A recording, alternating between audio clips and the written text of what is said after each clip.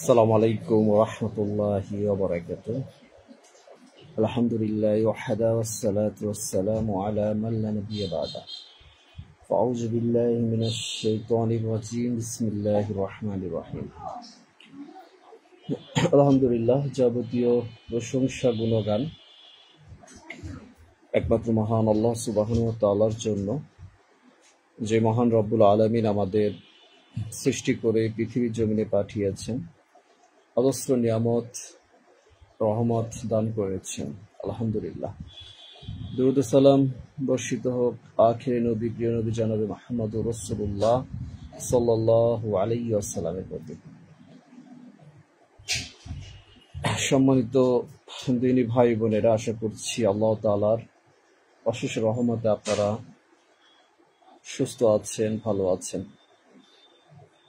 গুরুত্বপূর্ণ একটি বিষয় নিয়ে লাইভে উপস্থিত হয়েছি, যেটা আমাদের জীবনে, প্রত্যেকটি মানুষের জীবনের সাথে সম্পৃক্ত রয়েছে। ইবলিসের ধোঁকায় পড়ে আমরা এই পৃথিবীর জীবনে আল্লাহ তাআলার আদেশকে অমান্য করে আমরা গোপনে প্রকাশ্যে নানান ধরনের পাপ কর্মে লিপ্ত রয়েছি। আমরা জেনে বুঝেই অজস্র মানুষ আমরা দুনিয়ার লোভ লালসায় আসক্ত হয়ে গিয়েছি। তবু আমরা সেই থেকে আমরা পরিত্রাণ পাওয়ার চিন্তা করছি না। আমরা নিজেদের ভুল অনুভব করতে পারছি না, নিজেদের দোষ ত্রুটি আমরা অনুভব করতে পারছি না। আজ লাইভের গুরুত্বপূর্ণ বিষয়, আমি আমার জীবনের যত বিষয় আলোচনা করেছি, দিনের বিষয় সব থেকে এই বিষয়ে বেশি আলোচনা করেছি ইতিপূর্বে, যেটা হালাল উপার্জনের বিষয়গুলো। যে যারা হারাম উপার্জন করে, সুদ ঘুষ অবৈধ উপার্জন, নানান অবৈধ উপার্জন আছে, নানান পদ্ধতিতে মানুষ অবৈধ উপার্জন করে। তা জীবনে অবৈধ উপার্জন করার ভয়াবহতা কি, যারা অবৈধ উপার্জনের সাথে সম্পৃক্ত আছে তাদের পরিণাম কি হবে, সেই সম্পর্কে আজ সংক্ষিপ্ত আলোচনা করব ইনশাআল্লাহ। আল্লাহ সুবহানাহু ওয়া তাআলা যেন সঠিক বাণী প্রচার করার তৌফিক দান করেন, সর্বত্র হক কথা জবান থেকে বের হওয়ার তৌফিক দান করেন। ওমা তৌফিক ইল্লা বিল্লাহ।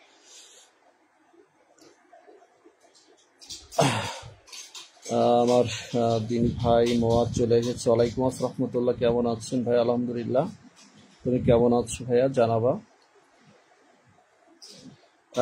লাইভটা একটু লম্বা হবে, অনেকদিন একটু লং টাইমে আলোচনা করা হয় না, সময় সুযোগ হয় না। এই জন্য এশার নামাজের পরে যেহেতু একটা সময় আছে, রাত 9টায় লাইভে আসতে চেয়েছিলাম।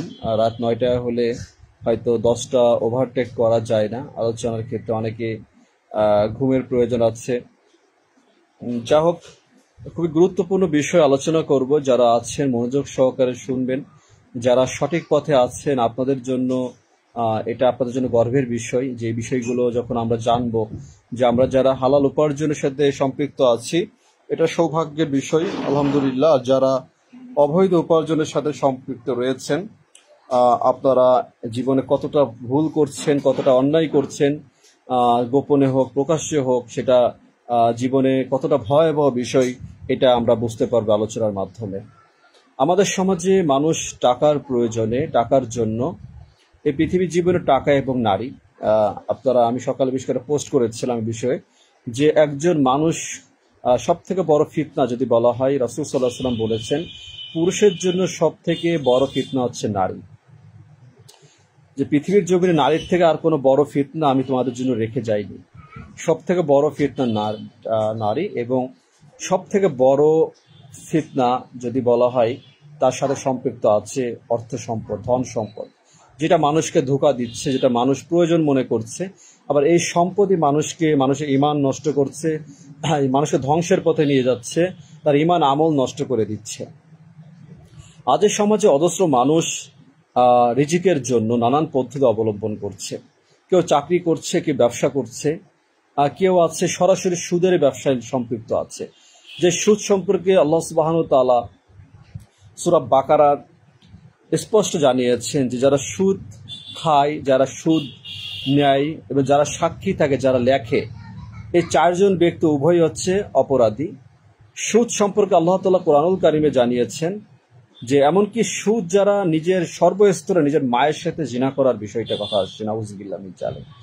এবং আল্লাহ সুবহানাহু ওয়া তাআলা এটাও সুদখোরদেরকে আল্লাহ তাআলা তাদেরকে এক কথা যে জানিয়েছেন, সতর্ক করেছেন যে তোমরা আমার এবং আমার নবীর সাথে যুদ্ধ করার জন্য প্রস্তুতি গ্রহণ করো।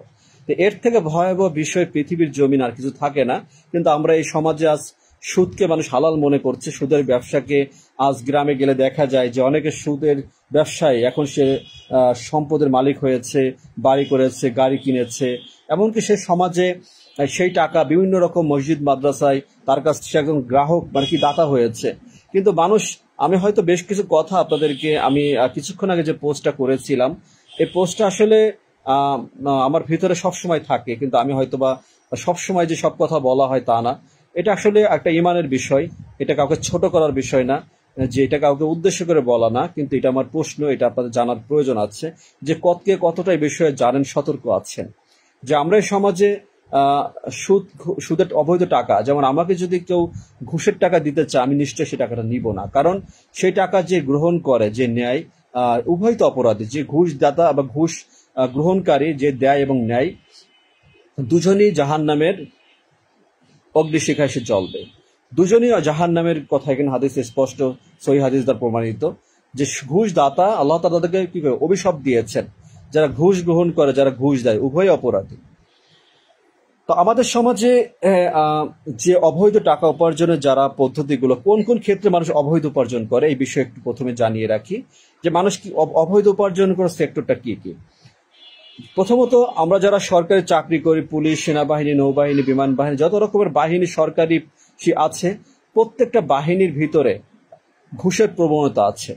কিছুক্ষণ আগে একজন ভাই, সম্মানিত ভাই, আমাকে একটা প্রশ্ন করেছেন বা একটা কুচা দিয়ে বলেছেন যে আমি যখন জানতে চাচ্ছি যে মাদ্রাসায়, মসজিদ মাদ্রাসায় ঘুষের টাকা, অবৈধ টাকা, সুদের টাকা, এটা কি নেওয়া জায়েজ কিনা, তখন সে আমার কাছে প্রশ্ন করেছে যে তাহলে আপনি উত্তর দেন যে আপনার পুলিশের ঘুষ খাওয়া জায়েজ আছে কিনা। আচ্ছা, এই প্রশ্নটা কিন্তু অনেকেই করে, আর যে করে সে হয়তো জেনে করে নাকি না বুঝে করে জানি না, যে ঘুষ অবৈধ টাকা, ঘুষের অবৈধ টাকা, হারাম টাকা বলা হয়, যে টাকা সাদা এবং কালো। 500 টাকার একটি নোট বা 1000 টাকার একটি নোট, এটা খুব মূল্যবান একটা টাকা। এই টাকাটা আপনার যতই চকচক করে উঠ না কেন, যদি অবৈধ মাধ্যমে উপার্জন করা হয়, সেটা হয়ে যায় হারাম, যেটা অবৈধ। আল্লাহ সুবহানাহু ওয়া তাআলা ইরশাদ করেছেন যে আল্লাহ তাআলা পবিত্র, তিনি কখনো অবৈধ টাকা, হারাম টাকা স্পর্শ করেন না।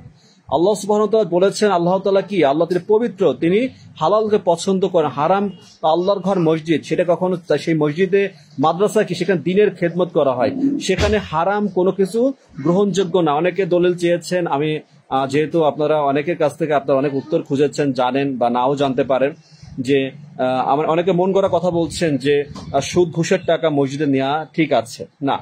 আপনাকে স্পষ্ট জানতে হবে যে যারা এই কথাটা বলার উদ্দেশ্য, যারা অবৈধ উপার্জন করে তাদেরকে সতর্ক করার জন্য। এটা আপনার থেকে আমার সব থেকে মূল টপিকস হচ্ছে যারা অবৈধ উপার্জন করে তাদের জন্য বলার জন্য। আমি আমার পরনের সাদা পোশাক পরে আছি, দেখেন দেখতে কত সুন্দর লাগছে। আমার ভেতরটা যদি ময়লা হয়, উপরে পোশাকটা সাদা হয়ে কোনো লাভ হবে না। তাই এটা হচ্ছে মূল বিষয়, যে আমি যে কথাগুলো বলছি, এই কথাটা বলার জন্য আমাকে যোগ্য হতে হয়েছে। এই কথাগুলো অনেকে বলতে পারেন বলা সহজ, কিন্তু মানাটা সহজ না। হক কথা বলতে হলে হক পথে চলতে হয়। আপনার কাছে বিরক্ত লাগতে পারে, যেমন একজন মৌলানা সাহেব আমাকে খোঁচা দিয়ে বলে কি আদার ব্যাপারে আসছেন জাহাজের খোঁজ নিতে, মানে তার কাছে কথাটা ভালো লাগেনি যে আমি যখন জানতে চেয়েছি যে মসজিদ মাদ্রাসায় কি অবৈধ টাকা, মানে ঘুষ সুদের টাকা গ্রহণ করা যাবে কিনা, তার ভালো লাগেনি। কারণ সে হচ্ছে ওই ধরনের মৌলানা, মানে কি অটো পাস মৌলানা। এরকম অটো পাস মুফতি মৌলানা দেশে অনেক আছে, যারা শিরিক বিদআতে, অবৈধ টাকায়, যারা মাদ্রাসা কেন্দ্র করে নানান ধরনের টাকা, তারা গাড়ি বাড়ির মালিক হয়েছে। এদের কাছে কথা ভালো লাগবে না, আপনারা জানেন, বিষয়গুলো বোঝেন। দিদারিস আলম ভাই, ওয়ালাইকুম আসসালাম রাহমাতুল্লাহ, কেমন আছে প্রিয় ভাই? মানিক হুমায়ুন কবি, ওয়ালাইকুম আসসালাম রাহমাতুল্লাহ। সম্মানিত মহতারাম, অনেক সম্মানিত আমার দিনী ভাইরা আছেন, আপনাদের প্রতি অন্তর থেকে দোয়া, ভালোবাসা, দিনের কথা আপনারা শোনার জন্য বা বলার জন্য সুযোগ দিয়েছেন, আপনার অনুপ্রেরণা জুগিয়েছেন। আমি আসলে যদিও লাইভের গুরুত্বপূর্ণ আলোচনার ক্ষেত্রে একটি আলোচনা, যেহেতু সরাসরি একটা প্রোগ্রামে কথা বলা যায়, অনেক প্রশ্ন উত্তর দেওয়া যায়, আর এখানে আসলে অনেকের অনেক কমেন্ট লক্ষ্য করা যায় না, এবং আসলে অনেক সময় মনোযোগটা যাতে যে বিষয়ে আলোচনা করছি এই বিষয়টা যাতে বিপরীত দিকে না যায়, এই জন্য অনেক সময় আমি কমেন্টগুলো উত্তর দিতে চাই না বা একটু বিলম্ব করি বা পরবর্তী উত্তর দিই। এই জন্য আপনারা কখনো মন থেকে কষ্ট নেবেন না, কারণ আমার আলোচনা, আমার ফেসবুক ব্যবহার করার এই যে মাধ্যম, এটা দিন প্রচার করা, এখানে ইনকাম করার ধান্দা, ইনকাম করতে হবে, আমি এমন কোনো চিন্তা বা আমি সেলিব্রিটি হতে হবে বা আমাকে অনেক ফলোয়ার বাড়াতে হবে, মিথ্যা বানোয়াট কথা বলে মন জয় করে, এমন হতো না। আমি হক কথা বলবো, সে কথাটা আপনার ভালো না লাগলেও আল্লাহ সুবহানাহু ওয়া তাআলার কাছে নিশ্চয়ই আমার কথা আমি আল্লাহর কাছে, আল্লাহকে সন্তুষ্ট করার জন্য বলি। আপনাকে আপনার মন রক্ষা করতে আমি পারবো না, কারণ একজন সুদখোর, একজন ঘুষখোর আমার কথা ভালো নাই লাগতে পারে।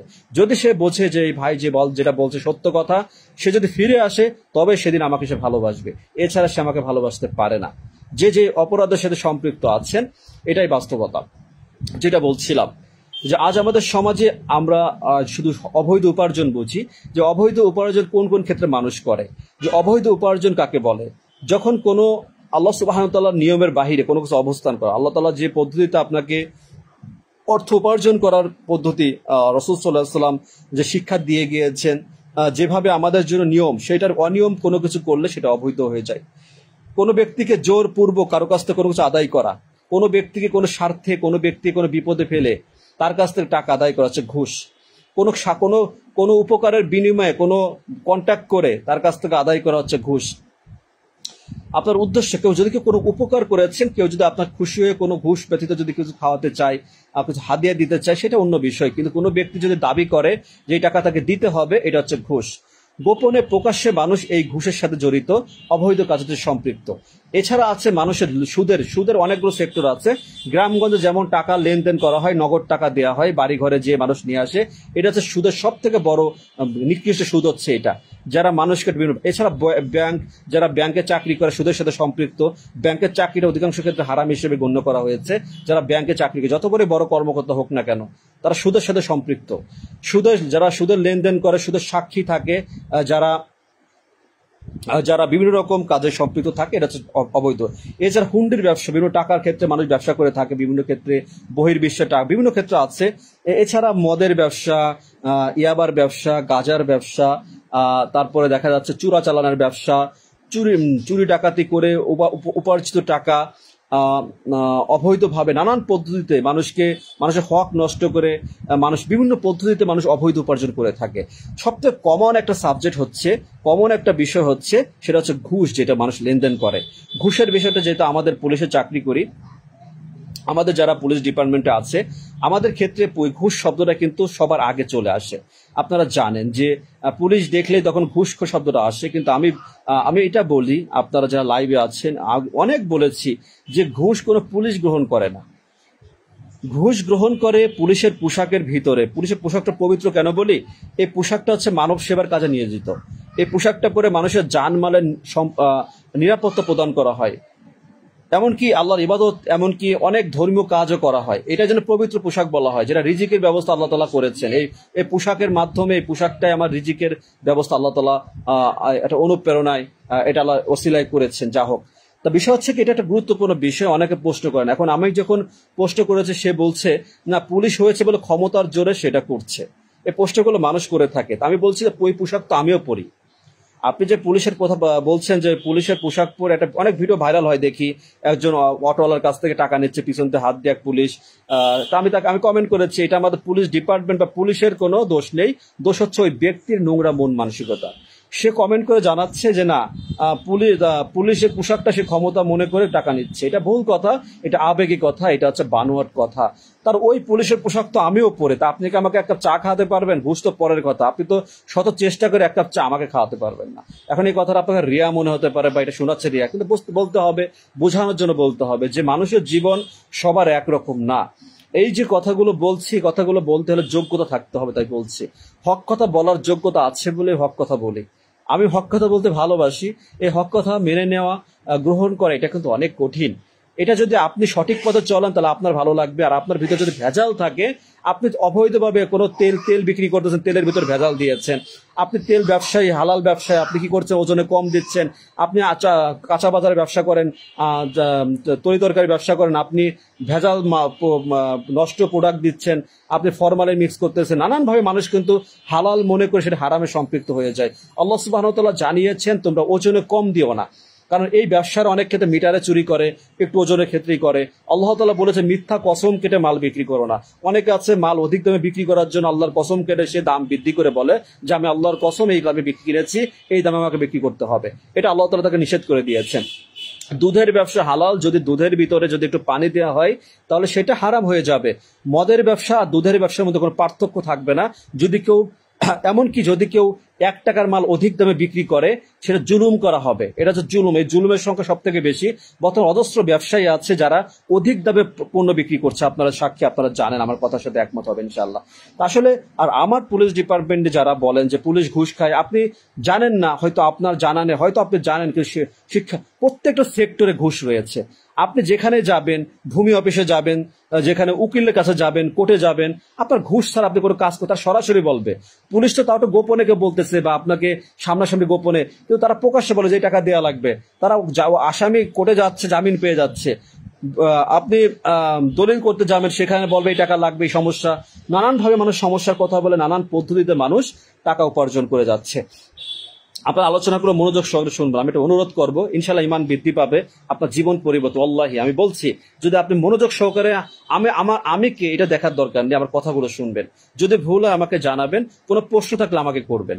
যে আপনি তো ঘুষের কথা বলছেন, আপনি কি ঘুষ খান, বলতে পারেন আপনি, আপনার যদি মনে হয়। কিন্তু আমি আল্লাহি, আমি 1 কাপ চা পাবলিকের কাছ থেকে খাওয়ালো, সেই পুলিশ আমি না। 1 কাপ চা, ঘুষ তো পরের কথা। যারা খুলনা, যারা আমার সাথে আছেন, যারা চাকরি করেন, তারা আমার জীবন জানেন যে আমি পাবলিকের 1 কাপ চা আমি খাই না। আর 6 বছর আমার জীবন পরিবর্তনের পর থেকে। আর ঘুষ তো প্রশ্নই আসে না। যে ঘুষ কেন খাবো, তাহলে আল্লাহর ইবাদত কেন করছি?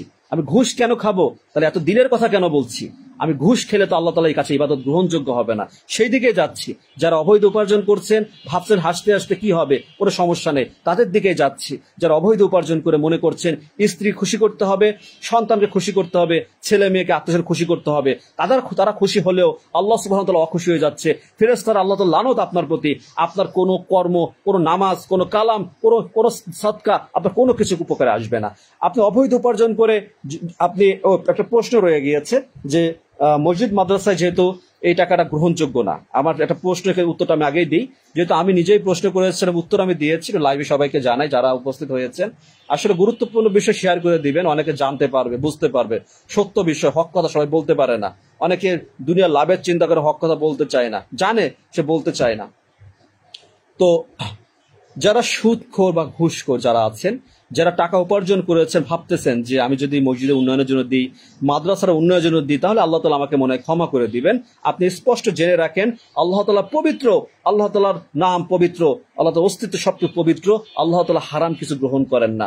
হারাম উপার্জন, হারাম কোনো কিছু আপনার যদি জীবনে থাকে, আপনার কোনো ইবাদত আল্লাহ তাআলা গ্রহণ করবেন না। তার মানে মসজিদ মাদ্রাসায় যদি কোনো আমার যারা দায়িত্বে আছেন জেনে থাকেন, আপনার ইমানের জন্য জানানোর দরকার, আপনাকে জানাচ্ছি।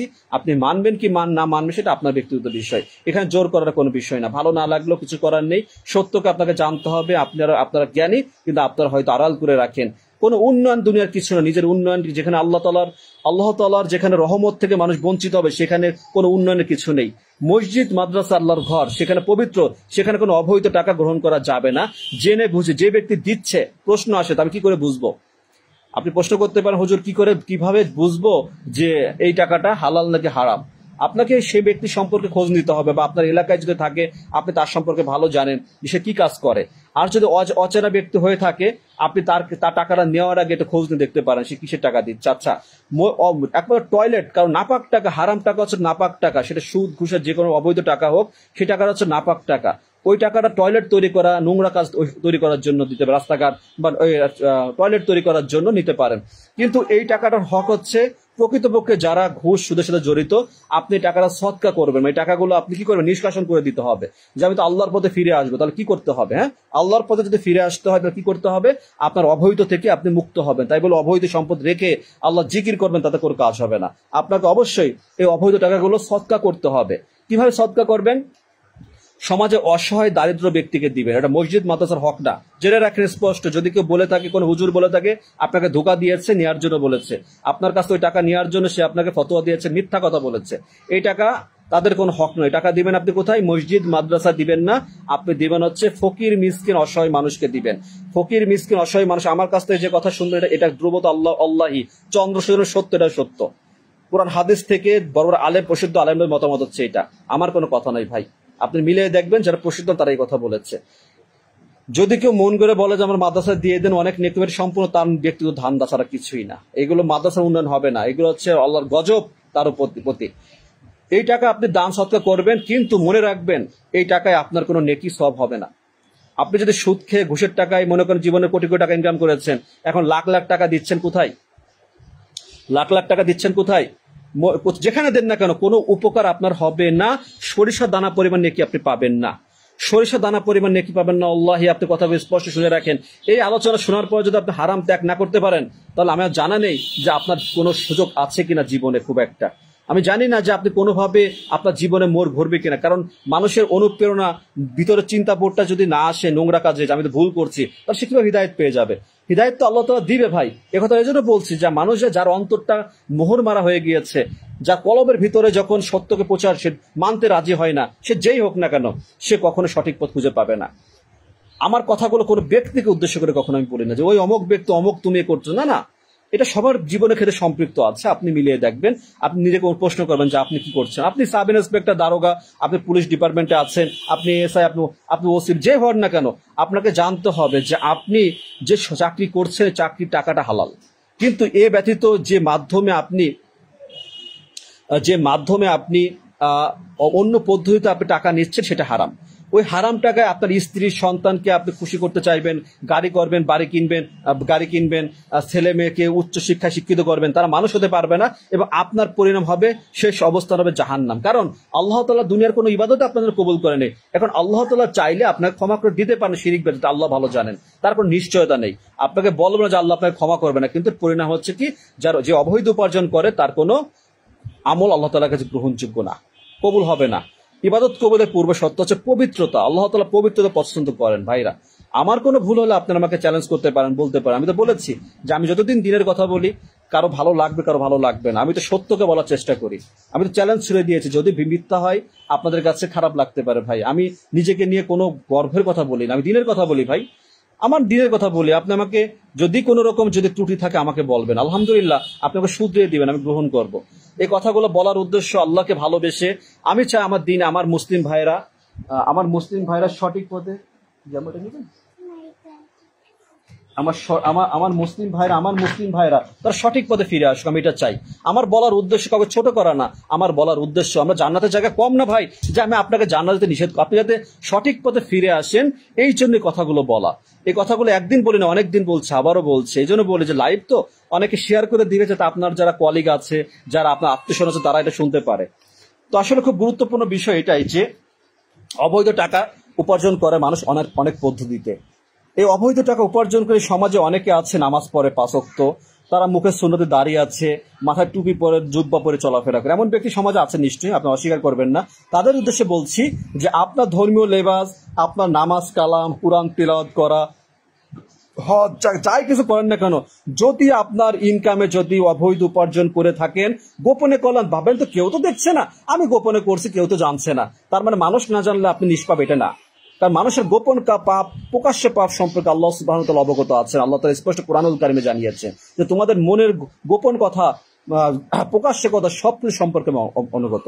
বান্দার গোপন ও প্রকাশ্য পাপ সম্পর্কে আল্লাহ সুবহানাহু ওয়া তাআলা অবগত রয়েছেন। সুতরাং ভয়ঙ্কর বিষয়, ভয়াবহ বিষয় যে আমি আপনি কি করছি, গোপনে কি করছি, প্রকাশ্যে কি করছি, আল্লাহ তাআলা সবই জানেন, সবই বোঝেন। আমাদের দুইখানে দুইজন ফেরেশতা, তারা সম্মানিত, তারা কিন্তু লিখে রাখছেন, তারা আমাদের আমল নামে সব লিখে রাখছেন, ভালো মন্দ উভয় গুণগুলো। সম্মানিত তিনি ভাই বোনেরা, অবৈধ উপার্জন, আপনি আমি অপরকে দোষ দিচ্ছি, নিজের দিকে তাকাই। আমার আলোচনা যারা শুনছে সবাই সবার নিজের মনকে প্রশ্ন করে দেখেন যে আপনার রিজিক কতটা হালাল, আপনার উপার্জন কতটুকু হালাল। গল্প দিয়ে ফেসবুকে লাইভে এসে মানুষের মন জয় করে, আদনানের মতো আমার ভাই, হ্যাঁ, যে কত সুন্দর সুন্দর কথা বলেছে, স্ত্রী এখন ছেলে সমালোচনা হয়ে যাবে, কিন্তু আপনার অনেকে তার ভক্ত, তার বলতে কেন স্ত্রীর ভুল আছে, এক হাতে কখন তালি বাজে না। আমি তো হক কথা বলি, আমি তার স্ত্রীকে নিষ্পাপ বলতে চাই না। স্ত্রীর ভুল আছে, স্বামীরও ভুল আছে, উভয়ের আছে। কিন্তু একজন নারী কখন লাইভে এসে তার এত কষ্টের কথা বলে? কারণ অনেক কিছু আছে, সে বিয়ে করেছিল, তার তালাক হয়ে গিয়েছে, অনেক বিষয় থাকে, কিন্তু সেটা বৈধতা আছে। কারণ যখন একজন সে অবৈধভাবে সংসার করেনি, কিন্তু আবু আদনানের হিংস্রতা, অমানবিকতা, এটা অবশ্যই একজন নারীর বিপক্ষে অবস্থান করা যাবে না। এটা একজন আলেম হয়ে যদি সে নিজেকে এত মোটিভেশনাল এত কথা বলে, আমি বাহিরে এখন এত কথা বলে আমার স্ত্রীকে মারধর করি, আমার স্ত্রী নির্যাতন করি, তাহলে বলো আমার স্ত্রী অবশ্য লাইভে এসে বলার কথা যে এই লোকটা এত এসে আমার কথা তো আমার স্ত্রীও শোনে, সেও লাইভে অ্যাটেন্ড করে, সেও শোনে, আমি যে আলোচনা করি সে কিন্তু আমার লাইভে আছে, সে শোনে, বা সে পাশে থাকে, সংসার নিয়ে যদি ফ্রি থাকে সে আমার আলোচনা শোনে, কমেন্ট করে, তা সে শোনে। আমি যদি নাটক করি সে তো অবশ্যই বলতো, বা সে বলবে, আজ না কাল বলবে। তা আমার ঘরের মানুষের কাছে 100% ভালো হওয়া যাবে না, কিন্তু অবশ্যই আপনাকে আমাকে এই লেবাস, এই জীবন, যে আমি দিনের কথা বলি, দিনের মানুষ, আমার জীবন যাপন যেন সুন্দর হয়, চরিত্র যেন সুন্দর হয়, আচরণ যেন সুন্দর হয়। ভুল হতে পারে ভাই, আমরা তো মানুষ, ভুল করতে পারি। এটা যে আবু আদনানের যে বিষয়গুলো আছে, আল্লাহ তাআলা তাকে হিদায়াত দান করুক, সে তওবা করুক, সে নিজের ভুল, সে অনেক ধরনের বাজে বাজে মন্তব্য করেছে, সে ঘুমটালা শায়েকদের নিয়ে অনেক বাজে মন্তব্য করেছে, অনেক সালাফিদের নিয়ে কথা বলেছে, এগুলো তার উচিত হয়নি। কারণ একজন মানুষ যখন ভাইরাল হয়ে যায়, যখন সে আলোচিত হয়ে যায়, মানুষ যখন তাকে ডাকে, তখন তার ডিমান্ড অনেক সময় সে মনে করে যে আমি যা খুশি তাই করবো না। এই দিনের কথা জবান থেকে বলতে হলে আপনাকে হিসাব করে বলতে হবে, মিথ্যা বানোয়াট কথা বলা যাবে না, না জেনে কোনো কথা বলা যাবে না। যদি ভুল হয়ে গিয়েছে অবশ্যই তওবা করতে হবে, ক্ষমা চাইতে হবে জাতির সম্মুখে। তো আসলে এটাই বিষয়, দুঃখজনক বিষয়। এরকম অনেকে আছে, অনেকে ঘরের খবর আমরা জানি না। এরকম আবু আদনান বলেন, এরকম অনেক হুজুর দ্বারা অনেক মানুষ নির্যাতিত হচ্ছে, তার স্ত্রী নির্যাতিত হচ্ছে, অনেকে অনেক বলৎকারের ঘটনা ঘটাচ্ছে, অনেক ধরনের ঘটনা হচ্ছে, কিন্তু আমরা এইগুলো অনেকে ধামাচাপা দিয়ে রাখি। আবার বলতে গেলে বলবেন কি যে আদার ব্যাপারে জাহাজের খোঁজ নেন কেন? আরে ভাই, আপনি অপরাধ করবেন, এটা জানতে চাইবো না? ওটা দেখতেন, চোখ বন্ধ করে থাকবো? আপনার ভালো না লাগতে পারে, কিন্তু এটা হচ্ছে ইমানের দায়িত্ব, ইমানের কাজ। আচ্ছা, যা হোক, আল্লাহ তাআলা যেন আমাদেরকে সঠিক বুঝ দান করেন। যেটা বলছিলাম যে অবৈধ উপার্জন যারা করে, আমাদের পুলিশ ডিপার্টমেন্ট, যেহেতু আমি চাকরি করি পুলিশের, সেক্ষেত্রে পুলিশ নিয়ে আমি একটু কথা বলি। আমার যেহেতু অনেক পুলিশ সদস্য আছেন, সব থেকে বড় কথা হচ্ছে কি যে আমি অন্যকে নিয়ে কথা বলার কোনো কিছু নেই। সমস্ত জায়গায় ভেজাল আছে। হাতের 5টি আঙ্গুল যেমন সমান হয় না, ঠিক মানুষের ভিতরে ভালো মন্দ হয়ে রয়েছে। পরিবার থেকে দেখেন, আপনার ভাই, চাচা, বাবা সবাই কিন্তু একরকম না। কেউ ব্যবসা করছে, কেউ চাকরি করছে। চাকরি করলে সে হারাম খাচ্ছে, এটা ভুল কথা। যদি তার ভিতর তাকওয়া থাকে, আল্লাহর ভয় থাকে, সে হারাম খাবে না। আমি বলেছি যে পুলিশের পোশাকের দোষটা না, দোষ হলো ভিতরের মানুষটার। সেই ব্যক্তি যদি আল্লাহর ভয় থাকে, তার যদি ঈমান ঠিক থাকে, সে যদি প্রকৃত দিন বোঝে, দিন আমি বুঝি না, প্রকৃত দিন যদি বোঝে, সালাফদের আকীদা যদি গ্রহণ করে, সালাফদের যে অনুসরণ করে থাকে, তাহলে তারা হারাম স্পর্শ করবে না। সালাফদের আকীদা, সালাফিদের আকীদা, এর ভিতরে কোনো হারামের কোনো স্পর্শ নেই। এখন আপনি মুখে সালাফি বললেন, অনেক ভালো ভালো হক কথা বললেন, কিন্তু আপনার ভিতরে ভেজাল থাকলো, আপনি অবৈধ উপার্জনে সম্পৃক্ত হয়ে গেলেন, কিন্তু কেউ জানলো না, কিন্তু আপনি ক্ষতিগ্রস্ত হবেন। তো আসলে একটা কথা আমি বলি, লাইভে যারা আছেন, অনেকে আমার পূর্বের জীবন জানেন, আমার জীবনের পরিবর্তন হয়তো অনেকেই জানেন না, অনেকে আমার সম্পর্কে, আমার অতীত সম্পর্কে আপনারা জানেন না। অতীতটা ছিল যেমনই, কিন্তু আমি এতটা হারাম অবৈধ উপার্জনের দিকে আমি যদি বলি যে আমি 100% ভালো ছিল, ভুল ছিল, মিথ্যা ছিল, যেহেতু পূর্বের গুণা বলা যাবে না। তা আমার জীবনের পরিবর্তনের পর থেকে আমি কিন্তু যেটা নিয়ত করেছিলাম, আল্লাহ তাআলা আমাকে সহজ করেছে।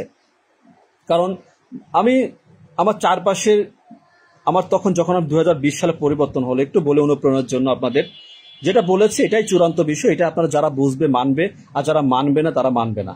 যাদের অন্তরটা আল্লাহ তাআলা অন্তরে মোহর মেরে দিয়েছে, যারা পথভ্রষ্ট হয়ে গিয়েছে, যারা জান্নাতের পথের দিকে তারা অগ্রসর হবে না, তারা দুনিয়া নিয়ে চিন্তা করবে, দুনিয়ার সুখ নিয়ে চিন্তা করবে, তাদের জন্য আল্লাহ জাহান্নাম সৃষ্টি করে রেখেছেন। জান্নাতে যাবেন না জাহান্নামে যাবেন, সেটা সিদ্ধান্ত আপনার। মনে রাখবেন, জাহান্নামের আগুন পৃথিবীর আগুন থেকে 69 গুণ তীব্র। সে আগুন কোনো পানি দিয়ে, কোনো ফায়ার সার্ভিস ব্রিগেড কোনো যে আগুন দিবে না। মনে রাখবেন, সেখান থেকে বাঁচতে হলে এই কথাগুলো আপনাকে মেনে চলতে হবে, আল্লাহ তাআলা পরিপূর্ণ ইবাদত করতে হবে। নাহলে পৃথিবী, আপনার ঘর, প্রিয়তম স্ত্রী, আপনার সন্তান, যাদের জন্য অবৈধ উপার্জন করছেন, তারা আপনাকে সেদিন আর চিনবে না। তারা বরং আপনাকে তার দায়ী করবে।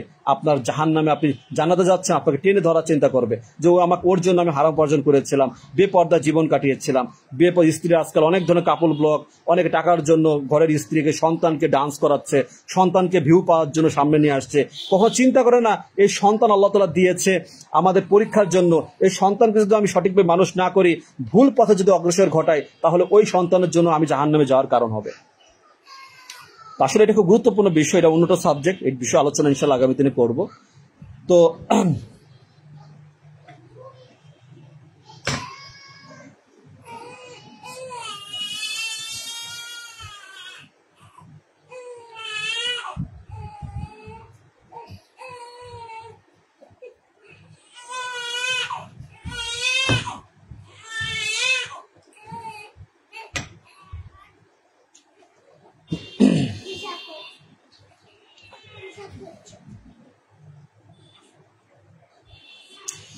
আচ্ছা, আমি কমেন্টটা একটু পিনটা পিন করে রাখি। আসলে অনেক বিষয়ে হাদিস কোরআন অনেক কিছু আমি রেফারেন্স আলোচনা করি, সব হয়তো অনেক বিষয়ে রেফারেন্স আপনাদের কাছে রয়েছে। আকিব খন্দকার ভাই, আল্লাহ তাআলা তোমাদের যে হালাল ও পবিত্র রিজিক দান করেছেন, তোমরা তা খাও এবং সে আল্লাহ তাআলাকে ভয় করো যার উপর তোমার ঈমান এনেছো। আল মাইদার 88 নম্বর আয়াত। আচ্ছা, আয়াতটা আপনার আসলে এটা কোরআনুল কারীম আল্লাহ তাআলা অনেক অজস্র আয়াতের মাধ্যমে আল্লাহ তাআলা আমাদেরকে জানিয়েছেন। আসলে কোরআনের শিক্ষা আপনি সারা জীবন ওয়াজ শুনবেন, দিনের কথা শুনবেন, বড় বড় শায়েখদের আলোচনা শুনবেন, যদি আপনি কোরআনুল কারীম যদি নিজ থেকে পড়েন, অর্থ পড়েন, তাহলে আপনার জীবনে আপনি হিদায়াত পাওয়ার জন্য আরো বেশি আপনি সঠিক পথ খুঁজে পাবেন। আপনি দিন সম্পর্কে, জীবন সম্পর্কে বুঝতে পারবেন। এদের সবাইকে রিকোয়েস্ট করবো যে কোরআনুল কারীমকে, এটা আল্লাহ, কোরআন হচ্ছে আল্লাহর কথা। দুনিয়ার এমন কোন মানুষের কথায় ভেজাল আছে, যারা ওয়াজ করে কথা বলে, বড় বড় আলেম যাই করে, তাদের কথায় ভেজাল আছে, তাদের কথায় অনেক ভুল আছে, মিথ্যা আছে, বানোয়াট আছে, সবাই সব কথা সঠিকভাবে বলছে না।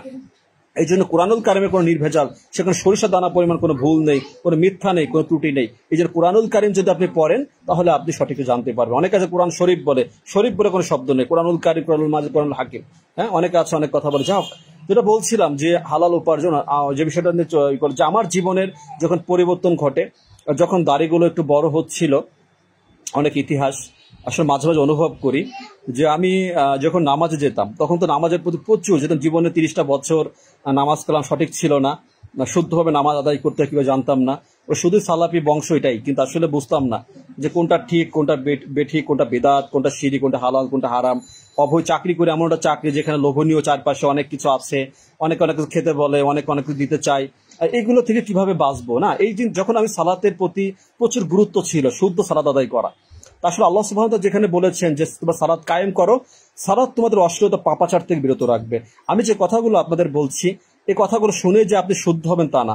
আপনি সালাত সঠিক, যে সুদ খায়, যে ঘুষ খায়, জিনা করে, তাকে সালাত আদায় করতে হবে।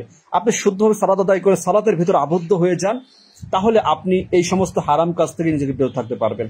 যতই আপনি, ইবলিস আপনাকে লোভনীয়, দুনিয়ার লোভনীয়, ইল্লা মাতাউল গুরু, এটা পার্থিব জীবন, আল্লাহ বলেছেন সূরা আলে ইমরানে, যেটা ধোঁকাবাজের জায়গা।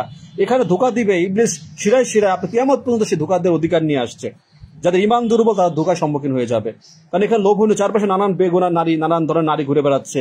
ফেসবুকে দেখেন, তারা আপনাকে ইমান নষ্ট করবে। কেউ মানিক মেয়ের মতো অনেকে আছে, দেখবেন তারা, অনেকে আছে ফকির, ধনী, গরিব থেকে ধনী হয়ে গিয়েছে এই হারাম ব্যবসা, কন্টেন্ট ক্রিয়েটর, বিভিন্ন রকম কাজবাজ করে। হ্যাঁ, এখন তারা ফেসবুকে টাকা দেখাচ্ছে, গুণা দেখাচ্ছে, কোনো মেয়ে ছেলে কাপড় ব্লগ আসছে, সংসারের সম্পদ দেখাচ্ছে। আপনার ইমান ধ্বংস, এরা ইবলিস ওদের মাধ্যমে ইমান ধ্বংস করছে। অনেকের লাক্সারি জীবন দেখছে, হ্যাঁ, বিলাসিতা জীবন দেখাচ্ছে, ফেসবুকে গাড়ি বাড়ি দেখাচ্ছে। এগুলো দেখে কি ইমান নষ্ট হচ্ছে। আপনারা হয়তো অনেকে দেখে এগুলো দেখেন, আফসোস করেন। অনেকের ফ্যামিলিগত জীবন, 5 স্টার কি খাচ্ছে, মানে কি খাচ্ছে, শুধু স্বামী স্ত্রীর মিলনটা দেখায় না, সব দেখায়। বাচ্চা কাচ্চা পয়দা করা, কি করা, বড় করা, সব দেখায় তারা এগুলো চিন্তা করে এটা জাহান্নামে যাওয়ার পথ। যারা স্বামী স্ত্রী, এটা হারাম উপার্জন। যারা এই স্বামী স্ত্রী, এই দায়ুস, যারা দায়ুসের জন্য আল্লাহ বলে দায়ুস জাহান্নামে যাবে। ও যতই নামাজ কালাম জীবন যাই কিছু পড়তে হবে, কিন্তু যদি ও ফিরে না আসে, তাহলে ওর অবস্থান হবে জাহান্নামে। তো আমি আমার জীবনের প্রথম ক্ষেত্রে আমি এটা চিন্তা করেছিলাম যে এই যে দাড়ি বড় হয়েছে, সুন্নতের দাড়ি, চারপাশে তো অনেককে দেখি দাড়ি রেখে হারাম খাই, জর্দা, সিগারেট, বিড়ি, এগুলো অনেকে অনেক কিছু এখনো তো এখন অভ্যাস আছে। এগুলো খেলে দোয়া কবুল হয় না, ইবাদত কবুল হবে না। তা আমি আসলে সালাতের মাধ্যমে আল্লাহ তাআলার কাছে চেয়েছি। আমি কিন্তু সর্বত্র জামাত আদায় করেছি না। আমার সবসময় জামাতের প্রতি প্রচুর গুরুত্ব দিয়েছি। যখন থেকে জানলাম 27 গুণ সওয়াব বেশি, আমি যদি জামাত মিস করে মসজিদে গিয়েছি কোনো ক্ষেত্রে ডিউটি থেকে, আমি কাউকে নিয়ে ইমামতি আমি করেছি, বেশিরভাগই আমি ইমামতি করি, এখনো করি। কাউকে নিয়ে জামাতে সালাত আদায় করি, যে আসেন জামাত আদায় করছি। তা আসলে এটা যেহেতু সওয়াব বেশি, জামাতে যদি বাসায় আগে একসময় বাসায় আদায় করতাম, জানতাম, যখন হাদিস জেনেছি যে ওজোর ব্যতীত ঘরে একাকিত নামাজ পড়লে নামাজ হবে না, তখন থেকে আমি মসজিদের সর্বোচ্চ চেষ্টা, অসুস্থ থাকা অবস্থায় মানে এমন হয়েছে যে নর্মাল, তাও মসজিদে ছুটে গিয়েছি। যাই হোক, আসলে সালাদ শুদ্ধভাবে যখন আদায় করা শিখেছি, সালাফদের আকীদা অনুযায়ী যখন সালাদ বুঝেছি, তখন আমার ভিতরে একটা শুদ্ধতা আসছে। আমি তখন থেকে আমার পুলিশের কাছ থেকে এক কাপ চা আমি সহজে খাই না। আপনারা যারা আমার ডিপার্টমেন্টে আছে, খুলনা মেট্রোপলিটন পুলিশে আছেন, হয়তো লাইভে অনেক কথা নিজের সম্পর্কে বলা যায়, প্রমাণ তো আপনারা আছেন, আমার যারা পুলিশে আছেন খুলনাতে, তারা আমার সম্পর্কে জানেন, কারণ এখানে আমি অনেক বছর আছি। আমার জীবন পরিবর্তনের পর থেকে আমি এখানে আছি। তাহলে আমি, অনেকে বিরক্ত হয়েছে, অনেকে খারাপ লাগতে পারে, পরে তারা বুঝে গিয়েছে যে যেটা ভাই পছন্দ করে না তাকে সেটার থেকে তাকে বাধা দেওয়ার কিছু নেই। আমি হালাল হারাম বেছে চলি, এই জন্য হালাল হারামের কথা আমি বলতে পারি, আমার বলার অধিকার আবার আছে। আর আমি এটা বলার উদ্দেশ্য নিজেকে বড় করার এমন কিছু মনে করার কিছু নেই। আমার বলার উদ্দেশ্য যে আপনি আমার ভাই, দিনী ভাই, আপনি সঠিক পথে ফিরে আসেন। আপনি সঠিক পথে ফিরে আসেন, দুনিয়া আমার কোনো চাওয়া পাওয়ার কিছু নেই, কোনো লাভ আমার আশা করি না, কিন্তু আখিরাতের সেই দিনে, সেই কঠিন বিচারের মুহূর্তে ভাই, যেদিন মানুষগুলোকে কে কার দিকে ফিরে তাকাবে, সেই দিন আল্লাহ তাআলা, এক আল্লাহ সুবহানাহু ওয়া তাআলা, আমরা তার প্রশ্নের সম্মুখীন হব, বিচারের সম্মুখীন হব। যখন আমার কথায় আপনি অনুপ্রাণিত হয়ে আল্লাহ হিদায়াতের পথে এসেছিলেন, সঠিক পথে ফিরে এসেছিলেন, তখন কি আমার একটু হলেও কি আমি উপকৃত হব না? অবশ্যই হব। সে চিন্তা করে কিন্তু এত কথা বলি, এত ফেসবুকে পোস্ট করি, অফলাইনে যতটুকু সুযোগ হয় বলি, অনলাইন যেহেতু এখানে অনেক দূর দূরান্তে পৌঁছে যায়, অনেক মানুষ আছে যাদের চিন্তা আমরা জানতাম না, অনেক অবৈধ উপার্জন করা, অনেক বিদআতে শিরকে সম্পৃক্ত মানুষের কাছে পোস্টগুলো পৌঁছে গেলে তারা যেন একটু হলো অন্ততে আঘাত আসে, চিন্তা আসে। এই জন্য অনেক হক কথা বলি, প্রশ্ন করি, এটা আমার উদ্দেশ্য। এই উদ্দেশ্য করার উদ্দেশ্য এমন না যে আপনাকে ব্যক্তিগত ছোট করা। প্রিয় ভাইরা আমার, অবৈধ উপার্জন বাবা করছে, সন্তান জানে না। সন্তান জানে বাবা কি করছে, কিন্তু তেমন সন্তান জমিনে হয়তো খুব কমই আছে। বাবাকে বলছে, বাবা তুমি অবৈধ উপার্জন করবে না, তোমার অবৈধ উপার্জনের সম্পদ গাড়ি বাড়ি করে সেখানে থাকার শান্তি আমাদের প্রয়োজন নেই। তুমি অবৈধ উপার্জন করে সে টাকা আমাদেরকে খাওয়াবা, আমাকে দিবা, আমাকে বাইক কিনে দিবা, আমাকে আইফোন কিনে দিবা, এমন আমার প্রয়োজন নেই। এমন সন্তান হয়তো খুব কমই আছে, কারণ বাবা মা যদি সঠিক না থাকে, সন্তানও কিন্তু সঠিক থাকে না। এমন স্ত্রী সমাজে খুবই কমই আছে, স্বামীর কাছে জিজ্ঞেস করে তোমার এই টাকা উপার্জনটা কিভাবে করে এসেছ। একজন নারীরা বেশিরভাগ কিন্তু লোভী হয়ে থাকে, বিশেষ নারীদের ভিতরে লোভ লালসা কাজ করে, বেশিরভাগ, সবার কথা বলছি না, অধিকাংশ নারীদের ভিতরে লোভ লালসা কাজ করে, কারণ বড় ফিতনা। যখন একজন আপনার স্ত্রীকে আপনারা গোল্ড একটা চেন দিয়েছেন, একটা আংটি দিয়েছেন, একটা গহনা দিয়েছেন, বাট এত সে জানে তার স্বামীর বেতন কয় টাকা, তারপর যখন 1 লক্ষ টাকার একটা গিফট করলো, তখন তাকে প্রশ্ন করা উচিত ছিল যে তুমি এত টাকা কোথায় পেয়েছো, কিভাবে পেয়েছো। কিন্তু এমন নারী আমাদের সমাজে খুব কমই আছে, যে কথাগুলো হক কথা, সত্য কথা। এমন পুরুষও খুব কমই আছে যারা চিন্তা করে যে আমার অবৈধ উপার্জন, স্ত্রী সন্তান খুশি হলেও কিয়ামতের মাঠে আমার জন্য এটা ক্ষতিকারক হয়ে যাবে, আমার মৃত্যুর পরে কবর জীবনটা ভয়াবহ আযাব হবে। তা আসলে আমরা একে অপরকে সতর্ক করতে পারি। আপনি আপনার স্বামীকে, যারা হয়তো কোনো দিনী বোন আছেন কিনা আমার জানা নেই, আমি আসলে খুব একটা ইনভলভ নেই, আমি যদি আপনার হাজবেন্ডকে আপনি প্রশ্ন করা উচিত আপনার, যে তোমার টাকাটা তুমি কিভাবে ইনকাম করেছো, এই যে বাজার করে নিয়ে এসেছো, কিভাবে, কোন টাকায় বাজার করেছো, আমরা কি খাচ্ছি, তুমি কি আমাকে হারাম খাওয়াচ্ছ।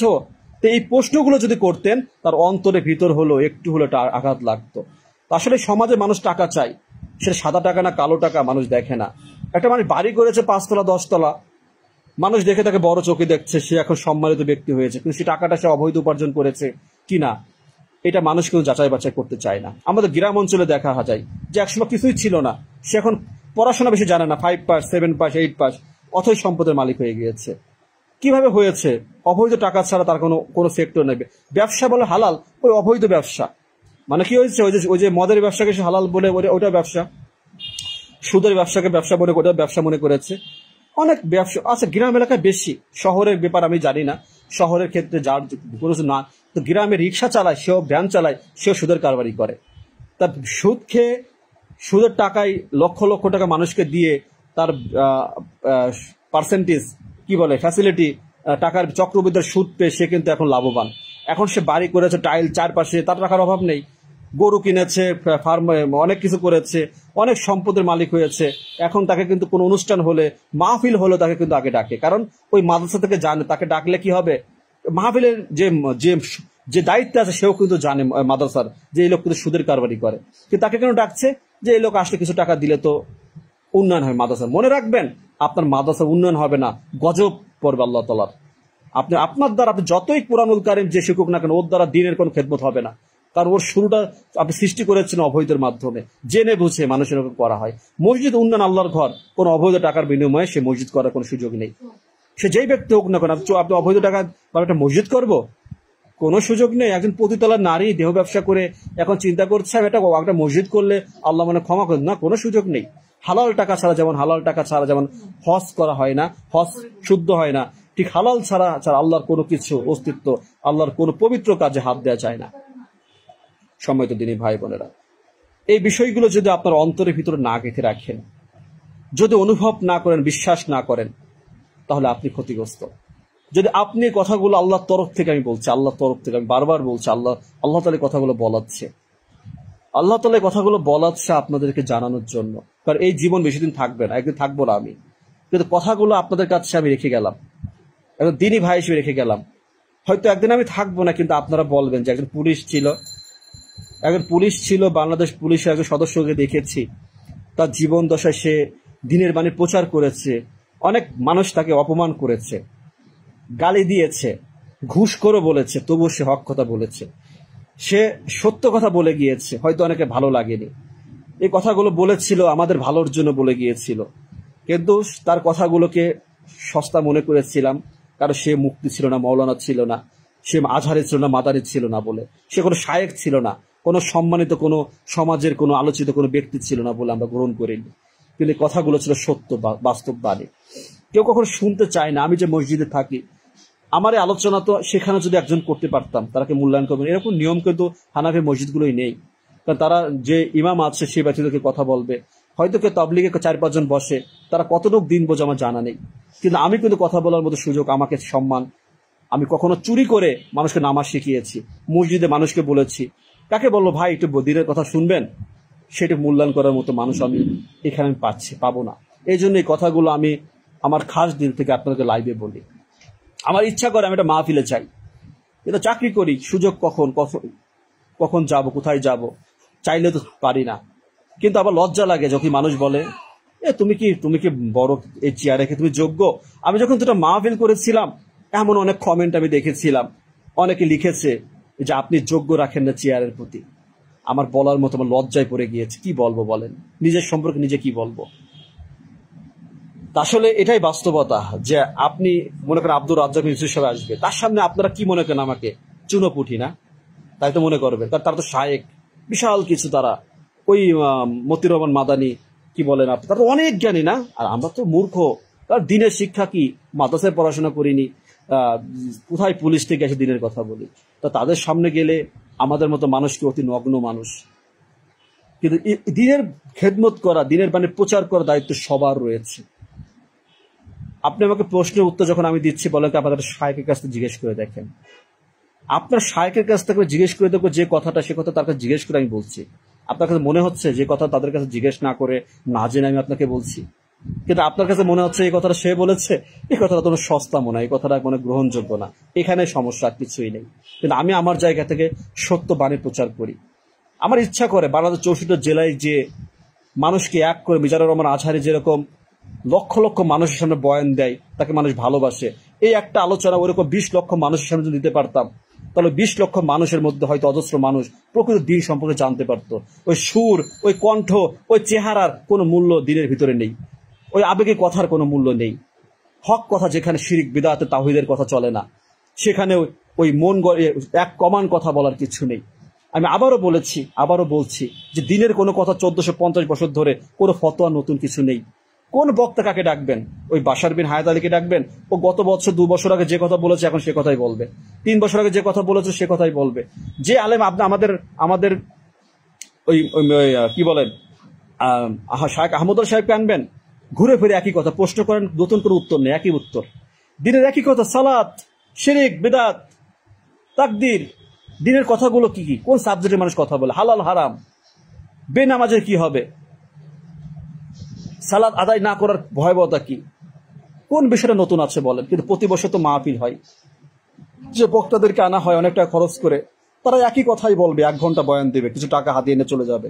কিন্তু আমাদের সমাজের মানুষ কি পরিবর্তন হচ্ছে? মসজিদগুলো ফজরের সময় কেন মুসল্লি নেই? কারণ তারা ওয়াজ হচ্ছে কি শোনে, বোঝে না। এদেশের মানুষ, যে আপনারা অনেকে লাইভে আছেন, শুনছেন আমার কথা, কেউ শুনছেন, কেউ অনুভব করছেন, কেউ এসেছেন একটা কমেন্ট করে চলে গিয়েছেন, কেউ চিন্তা করতেছেন এর কথা শোনা দরকার না, একটা নারীর ডান্স দেখি, একটা নাটক সিনেমা দেখি, এই পুলিশের কথা শুনে কি লাভ হবে? কিন্তু এই কথাগুলো তো আমি বলছি, আমি শুনছি যে কথাগুলো কতটা দামি ছিল জীবন পরিবর্তনের জন্য। আপনি চান না আল্লাহর হিদায়েত, আপনি কি করে পাবেন? আপনি চান না হালাল পথে যেতে, আপনি কিভাবে যাবেন? একজনকে প্রশ্ন করছে, ভাই দাড়ি রাখেন। সে বলে কি, ভাই ঘুষ খাই, অবৈধ উপার্জন করি, দাড়ি রাখলে কেমন হয়ে যায়? চিন্তা করে দেখেন যে তার ভিতরে চিন্তাটা কি আসছে। আমি ভাই, আপনি সুন্নতে দাঁড়িয়ে রাখেন, আপনি অবৈধ চিন্তা থেকে আপনি একটু কন্ট্রোল থাকতে পারবেন। এমন অনেক মানুষ আছে সুন্নতে দাঁড়িয়ে রাখে না, খেয়াল রাখবে, তাদের ইমান দুর্বল যারা, তার কোনো দাঁড়িয়ে রাখে না। এই সময় যত মানুষ বলে নামাজ পড়ে, 5 ওয়াক্ত পড়ে, ভিতরে কোনো ভেজাল আছে বলে সে সুন্নতে দাঁড়িয়ে রাখতে সাহস পায় না। সুন্নতে দাঁড়িয়ে রাখা, আমি দাড়ির কথা বলছি, দাড়ি তো হিন্দু খ্রিস্টানও রাখে, সুন্নতে দাড়ি কিন্তু সবাই রাখতে পারে না, চায় না। আবার অনেক সমাজে রাখে, ও নিজেও জানে না কি রেখেছে, ও বিড়ি খাচ্ছে, এই মোড়ে দেখি অনেক সময় তাকিয়ে, তার 3 তলা দেখি তাকিয়ে, ওই রিক্সা চালক রিক্সা চালাচ্ছে, ওই বিড়ি চলতেছে। অনেক মানুষ আছে যারা বোঝে না যে হালাল হারামের ব্যবধান, পার্থক্য কি জানে না। আল্লাহ রাসূল সাল্লাল্লাহু আলাইহি ওয়াসাল্লাম বলেছেন, আমার উম্মতেরা জামানায় তারা হারামকে হালাল মনে করবে। আর সেই জামানা আমরা দেখছি চারপাশে। আজ মানুষকে সত্য কথা, হক কথা বললে তার ফিতনা মনে হয়, বিরক্ত মনে হয়, গালি দেয়, খারাপ লাগে। তার কাছে মনে হয় কেন, যে কিছুক্ষণ আগে এক মৌলানা সাহেব আমাকে কি বললো, কোন প্রশ্নে বলেছে চিন্তা করে দেখেন। আমি প্রশ্ন করেছি কি, যে সুদ ঘুষের টাকা কি মসজিদ মাদ্রাসায় নেওয়া জায়েজ কিনা। সে বলেছে আদারের ব্যাপারের লোক, সে কিন্তু মৌলানা, নামের আগে মৌলানা ছিল। আমি তার কমেন্টটা ডিলিট করে দিয়েছি। এই লোককে আমি আগেও দেখেছি, তার এরকম চিন্তা ভাবনা নিয়ে কথা বলে, এরকম অনেকে আছে। কারণ আমি তর্ক করা, তার সাথে কথা বলা, কারণ যে মূর্খ তার সঙ্গে কথা বলি না। আপনি বলতে পারেন মৌলানাকে মূর্খ বললেন, আমি যে হ্যাঁ অবশ্যই সে মূর্খ। নামের আগে মৌলানা থাকলে সে জ্ঞানী আমি ভাবি না, নামের আগে মুক্তি থাকলে সে জ্ঞান আমি ভাবি না। যদি তে সঠিক হকের পথে না থাকে, যদি সত্যকে মেনে না নেয়, ওই ডিগ্রি আমার কাছে জুতার মূল্য নাই। ডিগ্রি আমার কাছে জুতার মূল্য না, আমার পায়ের জুতার সমান নাই ওই ডিগ্রি, যদি সে সত্যকে না মানে। এটা হক কথা। যে সত্যকে মানতে রাজি, যে হালাল হারামকে হারাম মনে করে না, যে হালালকে হালাল মনে করে না, তার কোনো ডিগ্রি আমার কাছে কোনো মূল্য নেই। যত বলে আজহারি বলেন, মাদানি বলেন, কোনো মূল্য আমার কাছে নেই ব্যক্তিগতভাবে। আমি দিনকে এমনভাবে বেছে নিয়েছি, এমনভাবে দিনের পথে চলি। আমি আমাকে চিনি, আমার আর এক পুলিশ কি করছে সেটা আমার রেফারেন্স না। আমার কথা বুঝেছেন? আমার কথা হয়তো আপনারা অনেকে না বুঝে ভাবতে পারেন রিয়া হচ্ছে কিনা। আর রিয়া তোমার অন্তরের ভিতরে বিষয়। আমি আমার বিষয় সেটা আল্লাহ তাআলা অবগত আছেন, আপনি কি করে বুঝবেন? আমি 5 ওয়াক্ত সালাত আদায় করি, আপনার কাছে মনে হচ্ছে রিয়া? কেন রিয়া হচ্ছে কেন? আমার তো মনে হচ্ছে না। কারণ গর্বের বিষয়। নামাজের লোক যারা নামাজ আদায় করে, কষ্ট করে নামাজ আদায় করে, এখানে অবশ্যই গর্বের বিষয়। এত সহজ ফজরের সময় মসজিদে জামাতে যাওয়া। এই যে আমার নাইমুল আছে, আমার এক দিনী ভাই আছে, আমি যেখানে খুলনা বসবাস করি, এত সুন্দর চেহারা, আর আল্লাহ তাআলা তার কত সুন্দর সুন্দর চেহারা, না জানি না, আমি ওয়াচিং এ দেখছি, সে জানে, সে সাক্ষী আছে যে ভাই সবসময় মসজিদে সালাত আদায় করে। তা ভাই, এটাই বাস্তবতা, যে ছোট হতে হয়, অনেক জায়গায় যেতে মন চাই, কিন্তু আপনারা ছোট চোখে দেখবেন। যে এই পুলিশকে নিয়ে আসছেন দিনের কথা বলার জন্য, কি বলছে বিশ্বাস করেন, লজ্জা। আমি এই যে কথা বলছি, এই কথা আমি মসজিদে বলবো কিভাবে? কিভাবে মসজিদে বলবো? কিভাবে আমি একটা মাহফিলে যাব বলেন? কারণ কি জানেন, মানুষের আগ্রহটা, ভাই মাত্র আধা ঘন্টা কথা বলবেন, কারণ অনেক বক্তারা তো আছে। আমার তো ভাই মন চায় অনেকক্ষণ ধরে আপনাদেরকে একটা বিষয়ে কথা বলি, যদিও দিনের কথা অনেক লম্বা বলার কিছু নেই, কাউকে কষ্ট দিতে চাই না। কিন্তু এখন আমি কিন্তু অনেক শর্ট টাইম আলোচনা করে দেখেন। এই যে আজকে এই 1 ঘন্টা হয়ে গিয়েছে, 1 ঘন্টা না 40-50 মিনিট আলোচনা করছি। এশার নামাজের পরে সময় নিয়েছে। ভাই বিশ্বাস করেন, অল্লাহি অন্তর থেকে বলছি ভাই, অল্লাহি আল্লাহর কসম কেটে বলি ভাই, দিনের বাণী প্রচার করে শুধু একটা চিন্তা করে যে আল্লাহ তাআলা আমাদের মতো পাপিষ্ট মানুষ ভাই, আমাদের নামের কিচ্ছু নাই। মূর্খ, আপনার মূর্খ বলা, আমি নিজে বলতে মূর্খ। কিন্তু এই মূর্খ থেকে যেদিন থেকে দিনের শিক্ষা অর্জন করেছি, সেদিন থেকে নিজেকে একটু জ্ঞানী মনে করেছি, যে আমি না, আল্লাহ আমাকে একটু জ্ঞান দিয়েছে। আমার সিভিল জ্ঞানে যতই অনেক যে শিক্ষকরা অনার্স মাস্টার্স, এগুলো আমার কাছে জ্ঞানের নেই, এগুলো দুনিয়াবী প্রয়োজনীয় কাজে লাগবে, কিন্তু আখিরাতে কাজের জন্য দিনের জ্ঞান লাগবে। আপনারা অনেক আলেমরা আছেন, আপনাদেরকে আল্লাহর জন্য ভালোবাসে, আল্লাহি আপনারা তো মনে করতে পারেন এই লোক মনে হয় আলেমদের পিছনে লাগে, আলেমদের। আরে ভাই না, হক কথা বলি। এই হক কথা জিনিসটা কোনো ব্যক্তির সাথে সম্পৃক্ত না। এটা যদি আপনি মনে করে থাকেন, আপনি ক্ষতিগ্রস্ত হবেন, আমি না। অনেকে মাযহাবের দোহাই দিয়ে গালি দেন, অনেক সালাফি মনে করে আপনি গালি দিচ্ছেন কেন ভাই? আপনি হানাফি, আমি সালাফি, আপনি যদি সহি আকীদা, সঠিক আকীদা, আপনি তো সালাফি। আপনাকে তো আল্লাহ তাআলা বলেনি তুমি ইমাম আবু হানিফার মাযহাব গ্রহণ করো। কোরআনে কোথাও একটা আয়াতে আছে লেখা, আল্লাহ রাসূল সুন্নাহ কোন হাদিস দেখাতে পারবেন যে আল্লাহ রাসূল সাল্লাল্লাহু আলাইহি ওয়াসাল্লাম বলেছেন যে একজন 4 জন ইমাম থাকবে, তাদেরকে একজন অনুসরণ করো? আল্লাহ সুবহানাহু ওয়া তাআলা বলেছেন মুহাম্মদ সাল্লাল্লাহু আলাইহি ওয়াসাল্লামকে অনুসরণ করার জন্য, রাসূল সাল্লাল্লাহু আলাইহি ওয়াসাল্লাম বলেছেন আমাকে তাকে অনুসরণ করার জন্য। আর সত্য বাণী প্রচার করতে যেয়ে আপনি গালি দিচ্ছেন, ইহুদির দালাল বলেন, বাজে কথা বলছেন ভাই। কিন্তু আমি চেষ্টা করছি, আমার অনেক সম্মানিত শায়েখরা আছে, তারা আমাদেরকে আলোচনা শোনায়, আমাদেরকে শোনানোর কি আছে? কারণ সই আকীদা এটা আল্লাহর রহমত ছাড়া মানুষ অনুভব পাবে না, সে কখনো এই পথে যেতে পারে না। সই আকীদা যারা পেয়েছে তারাই সফল হবে, যাদের আকীদা সঠিক নেই তারা ক্ষতিগ্রস্ত হয়ে যাবে। এটা যারা বুঝেছে, যারা মেনেছে, তারা সঠিক পথে আছে। এখন আমি মুখে বলছি কিন্তু আমার বাস্তব জীবনের সাথে মিল নেই। আমি অহংকারী, আমি খারাপ আচরণ করি, তাহলে আমার এই লেবাস বা আমার লজ্জা লাগে। বিশ্বাস করেন, এই চাকরি করে কতটা কষ্ট, কত কিছু মেনে নিতে হয় আপনাকে বোঝাতে পারবো না। আপনারা খালি দেখেন যে চাকরি করি, অনেক কিছু সব মানতে পারি না। যখন ডিউটি করে অনেক কষ্ট করতে হয়, অনেক মানুষের মধ্যে যেতে হয়। পুলিশে পোশাক পরে চাকরি করি, যে পুলিশকে মানুষ অন্য চোখে দেখে। আমার পুলিশ ডিপার্টমেন্টে অজস্র পুলিশ সদস্য আমি পেয়েছি, দেখেছি তারা হালাল রিজিক করে। তারা আমার মতো এরকম সামনাসামনি প্রচার করে না, কিন্তু তারা হালাল রিজিক উপার্জন করে, সালাত আদায় করে। অনেকে ভুল পথে চলে গিয়েছে, তাদের জন্য দোয়া করা ছাড়া, ওসিয়াত করা ছাড়া কি করার আছে বলেন? সবাই তো সঠিক পথে আসবে না ভাই। যার ভিতরে আল্লাহর ভয় রয়েছে, আপনার তো পুলিশ নিয়ে ঘুষের কথা বলবেন, যখন হালাল হারামের কথা, তখন আপনি আমার দিকে আঙ্গুল তোলেন। তাই পুলিশ, আমি তো বলেছি যে পুলিশের ভিতরে মানুষটা সমস্যা। যা নামাজ নেই, কালাম নেই, তাকে সে হালাল বুঝবে কি? তার মুখের কথা সুন্দর, মুখের কথা সুন্দর, কিন্তু সে হালাল হারামের উপার্জন সেই লোভ সামলাতে পারবে না। এই সমাজে এভাবে অজস্র মানুষ নিজেকে ক্ষতিগ্রস্ত হয়ে যাচ্ছে। স্ত্রী, সন্তান, তাদেরকে খুশি করতে গিয়ে, তাদের প্রয়োজন মেটাতে গিয়ে একজন পুরুষ নিজেকে ধ্বংস করে দিচ্ছে অবৈধ উপার্জনের পিছনে ছুটে।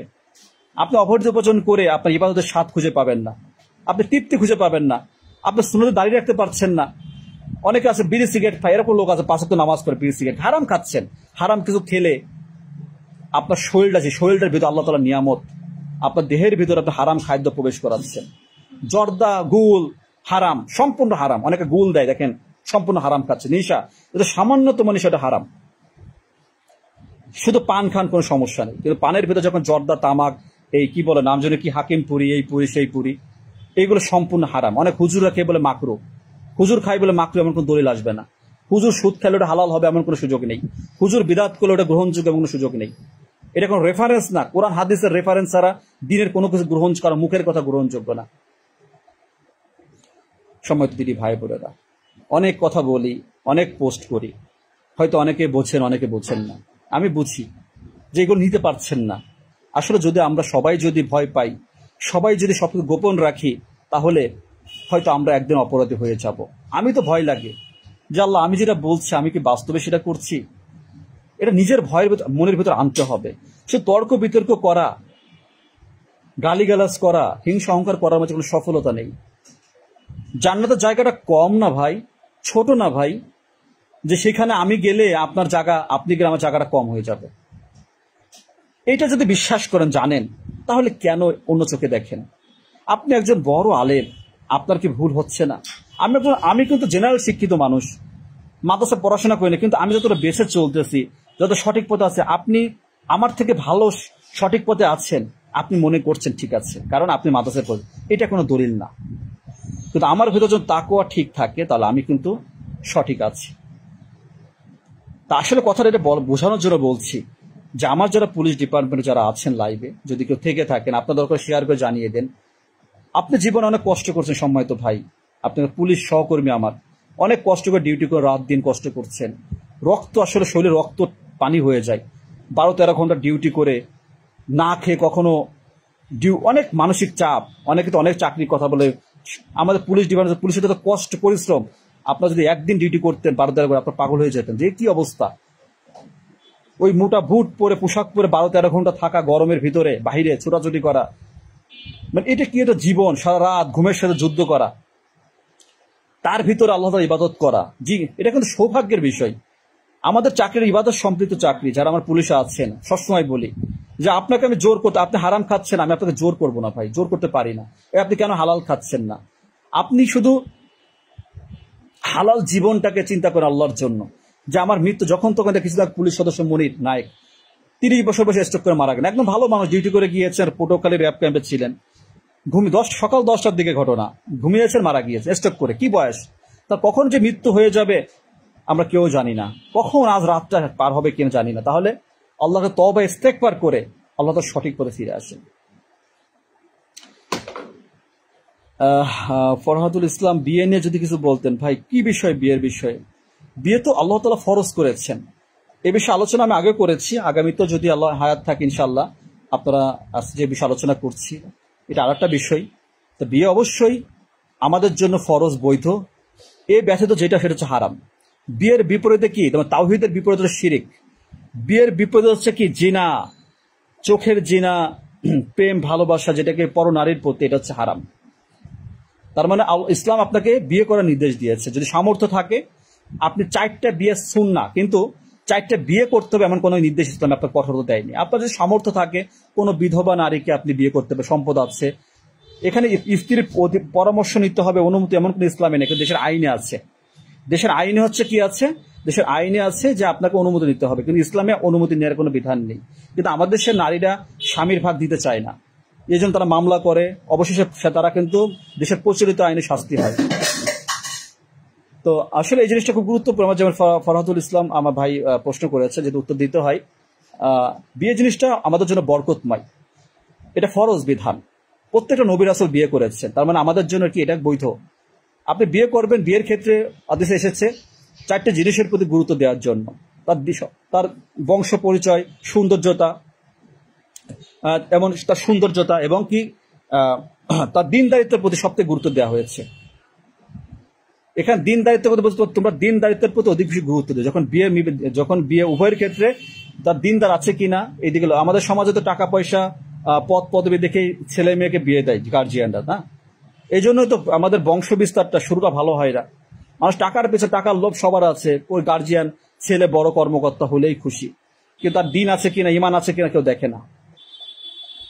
মোহরানা পরিশোধ করার বিষয় আছে, যদি সামর্থ্য থাকে মোহরানা পরিশোধ করতে হবে। আর যদি তার সামর্থ্য তখন না থাকে, সে অবশ্যই সময় সুযোগ মতো দেনমোহরা পরিশোধ করতে হবে। অবশ্যই এটা খুব গুরুত্বপূর্ণ জিনিস। স্ত্রীর যদি তাকে দাবি, এটা যেহেতু তার প্রত্যেকটা মোহরানার বিষয়টা খুব গুরুত্বপূর্ণ বিষয় আছে, বিষয়টা আপনারা জেনে নেবেন, খুব গুরুত্বপূর্ণ বিষয়। অনেকে আছে যে মোহরানাকে অবহেলা মনে করে, এটা অবশ্যই এটা সামর্থ্য অনুযায়ী আপনি এটা পরিশোধ করবেন ইনশাআল্লাহ। দরকার অল্প টাকা নিবেন, মহরনা ধার্য করবেন। অনেকে আছে দেওয়ার সামর্থ্য না, অনেকে জোর করে বেশি, এমনটা কি ইসলাম সঠিক না। যে অনেকে আছে না যে তার স্বার্থের থেকে বেশি কিছু চাপিয়ে দেয়, এমনটা না। আচ্ছা ভাই কেমন আছেন? আমি ভারত থেকে আপনার পোস্ট নিয়মিত দেখ পড়ি। আচ্ছা ভাই, আসলে সব মনে রাখবেন যে বিয়ে, যুবকরা যারা আমার আলোচনা শুনছো, আসলে চাকরি করে বিয়ে করতে হবে এমনটা না। যে করো তুমি সৎ পথে থেকে, যখন উপযুক্ত বয়স হবে, কারণ জিনার দিকে যাওয়া যাবে না, পর নারীর প্রতি আসক্ত হওয়া যাবে না, এটা হারাম। কিন্তু হারামের আলোচনা, বিয়ের ভিতর বরকত আছে, আল্লাহ তোমাকে উত্তম রিজিকের বরাকা দান করবে ইনশাআল্লাহ। আচ্ছা কোনো প্রশ্ন যদি থাকে করতে পারেন, সমস্যা নেই। যদি কারো টুকটাক কোনো প্রশ্ন থাকে, যেটা বলছিলাম, যদি হালাল হারামের বিষয়, এই বিষয়ে প্রশ্ন আপনাদের যদি কারো কোনো, আমার বিষয়ে যদি কোনো জানার থাকে, যদি জানার বিষয় থাকে আপনি বলতে পারেন, বা কোনো বিষয় থাকে। আসলে এটাই বিষয় যে আমরা হালাল হারামের প্রতি গুরুত্ব দিব। আমরা যারা সরকারি চাকরি করি, পুলিশ ডিপার্টমেন্টে যারা আছে, আপনি আখিরাতে চিন্তা করেন, আল্লাহর ভয় নিয়ে আসেন, আপনার দায়িত্ব আপনি সঠিকভাবে পালন করতে পারবেন। সরকার যে টাকা বেতন দিচ্ছে, ইনশাআল্লাহ আল্লাহ যদি চাই আগামী দিনে, আমরা অনেক কষ্ট করেছি, প্রায় আজ 10 বছর হয়ে গিয়েছে পে স্কেল আমরা থেকে বঞ্চিত আছি সরকারি চাকরিজীবীরা। বর্তমান বাজার মূল্য বড়ই কঠিন, সেখানে আসলে চলা বড়ই হালালভাবে বড় কঠিন, কষ্ট হয়ে যায়। তবে আলহামদুলিল্লাহ বরকত আছে, হালালের ভিতরে অবশ্যই বরকত আছে। ঈমান নষ্ট করা যাবে না। তবে আল্লাহ তাআলা যেন যারা ন্যায্য দাবি যাদের রয়েছে বিভিন্ন রকম, আল্লাহ তাআলা সবার জন্য দাবি আল্লাহ তাআলা পূরণ করে। আল্লাহ একমাত্র দেয়ার মালিক, আল্লাহর কাছে চাইবেন। আল্লাহ তাআলা ইনশাআল্লাহ আমাদেরকে সবাই হালালের ভিতর থাকার চেষ্টা করবেন।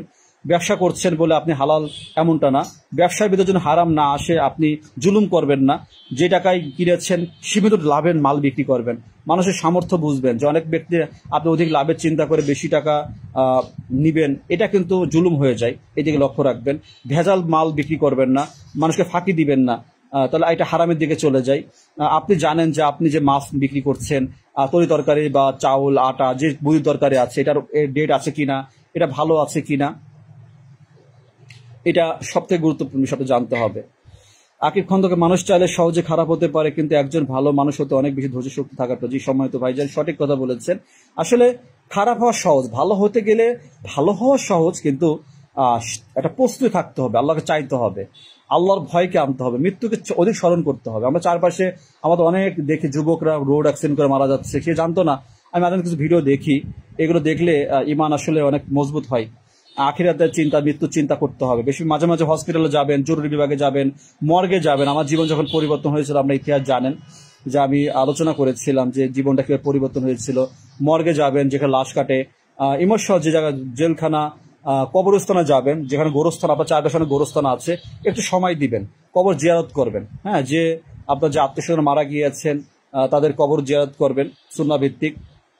সবাইকে নিয়ে না, সবাইকে নিয়ে আবার ওই মোনাজাত করা, এগুলো কিন্তু একটা বিদাতের কারবার। আপনি তাদের জন্য দোয়া করবেন, সেখানে যাবেন, প্রস্তুতি নেবেন, মৃত্যুর চিন্তা করবেন, তাহলে আপনার জীবন ইনশাআল্লাহ পরিবর্তন হবে। যে যেখানে আছেন, পদ পদবি, আপনার অবস্থান, আপনি হয়তো বড় কর্মকর্তা হয়েছেন, বিসিএস কর্মকর্তা হয়েছেন, সমাজে অনেক বড় আপনার সম্মান আছে, ম্যাজিস্ট্রেট, সচিব, এগুলো দুনিয়ার পদবি, পদ পদবি, দুনিয়ার বেঁচে থাকা অবস্থার মূল্য আছে। আপনি যখন মৃত্যু হয়ে যাবে, তখন মানুষ আপনাকে জানাজা পড়িয়ে দাফন করার জন্য সবাই ব্যস্ত হয়ে যাবে। তবে তাদের নাম, আপনার লাশ নাম গন্ধ হয়ে যাবে, বেশিক্ষণ রাখা যাবে না। আপনার প্রিয়জন একটু একটু করে প্রিয়জন অপ্রয়োজন হয়ে যাবে। আপনি মানুষের কাছে ছিলেন প্রয়োজন, আপনি অপ্রয়োজনে পাত্র হয়ে যাবেন। কিছুদিন মানুষ চোখের পানি ফেলবে, একটু একটু করে মানুষ ভুলে যাবে।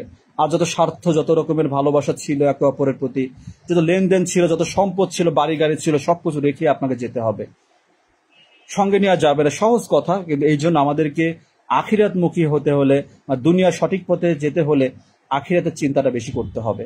দুনিয়ার মানুষের চারপাশে দালান কোঠা, অট্টলিকা, রাজকীয় জীবন, ওই মুকেশ আম্বানি, ওই যে সমাজে ওই ইলন মাস্ক, এত ধনী ব্যক্তি, তাদের জীবন, এদের জীবন থেকে দূরে সরে আসবেন। তাদের জীবন কখনো, তাদের জীবনের, তাদের ইনকাম, এগুলো নিয়ে কখনো ভাববেন না। ফেসবুক আপনাকে সামাজিক যোগাযোগ মাধ্যম ধোঁকা দিচ্ছে। অনেকে হারাম উপার্জন করে অনেক কন্টেন্ট, অনেক কিছু নাটক, সিনেমা, অনেক মজা করতেছে, ভাবতেছে না এটা তো ভালো জিনিস না, এটা একটা হারাম পদ্ধতি।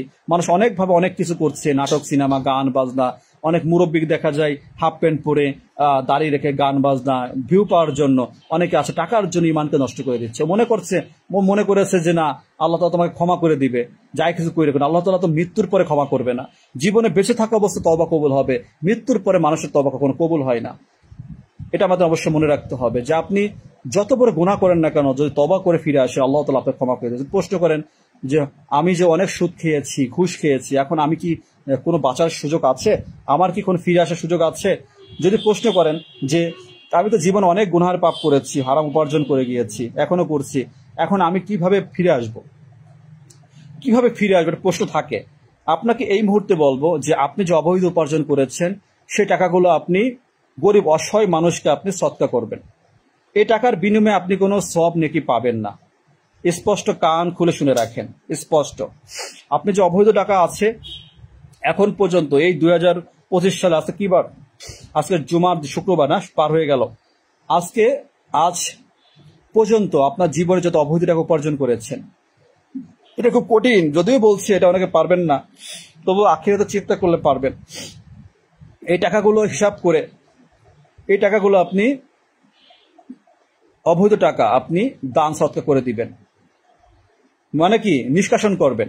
ওই টয়লেট যখন ভরে যায়, তখন কি উতলে চলে আসে না, তখন তো যে কি বলে, ওটা কি বলে যেন, ওটা কি বলে, বাথরুম পরিষ্কার করে মেথড না, ওই যে ওইটা ওদেরকে সুইপারকে সুইপারকে নিয়ে কি করতে, পরিষ্কার না করলে কি হবে, ওটা কি হবে, দুর্গন্ধ ছড়াবে।